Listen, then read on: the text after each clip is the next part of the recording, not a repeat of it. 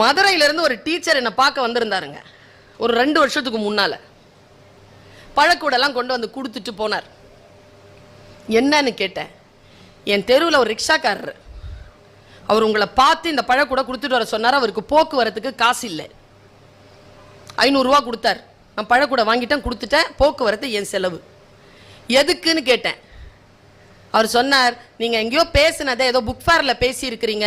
அவர் கேட்டுட்டார். கேட்டதுலேருந்து அவர் தன்னுடைய மனைவியை அடிப்பதை நிறுத்தி கொண்டார். எனக்கு ரொம்ப சந்தோஷங்க. அந்த மாதிரி ஒரு ஞானி ஒரு பேச்சை கேட்டு திருந்திட்டாங்க. என்ன பேச்சு அது அப்படின்னு பார்த்தா அவங்க பேச்சு சொன்னாங்க. அது வேற ஒன்றும் பேச்சு இல்லை, அது பெரிய விஷயம் இல்லை. அதை நான் ஒரு இடத்துல சொன்னேன். நான் ஒரு செய்தியை சொன்னேன். ஒருத்தன் ராத்திரியில் படம் பார்த்துட்டு 4 மணிக்கு வீட்டுக்கு போகிறான். 1:30 மணிக்கு போயிருக்கணும். குடிச்சிட்டான். தடுமாறி 3:30 4 மணிக்கு போகிறான். போலீஸ் பிடிச்சிருச்சு. இவ்வளோ நேரத்துக்கு எங்கிருந்து வர? சினிமா பார்த்துட்டு வரேன். டிக்கெட் காட்டு. டிக்கெட் இல்லை.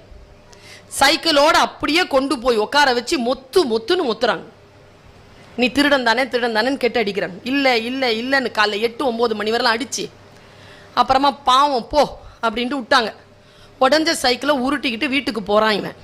வாசல்ல மனைவி, ஐயோ எங்கெங்க போனீங்க ராத்திரி எல்லாம் சொல்லிட்டு சைக்கிளை எடுத்து போட்டுட்டு அவனை உட்கார வச்சு குளிப்பாட்ட வச்சு பத்தெல்லாம் போட்டு பக்கத்தில் காப்பி தண்ணிலாம் கொடுத்து அவன் விசிறிட்டு இருக்கிறான். அந்த அம்மா அன்னியிலிருந்து அவன் திருந்திட்டான். அவன் யாருன்னா டெய்லி குடிச்சிட்டு வந்து சினிமா பார்த்துட்டு வந்து மனைவியை அடிக்கிறவன்.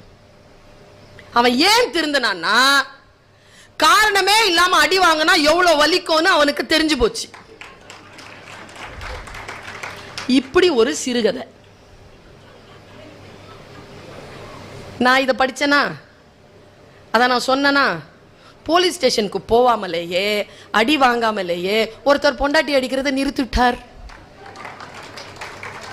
அதனால தான் படிக்கணுங்கிறது. அடி வாங்காமலேயே திருந்துனா படி, அடி வாங்கித்தான் திருந்துவேனா படிக்காது.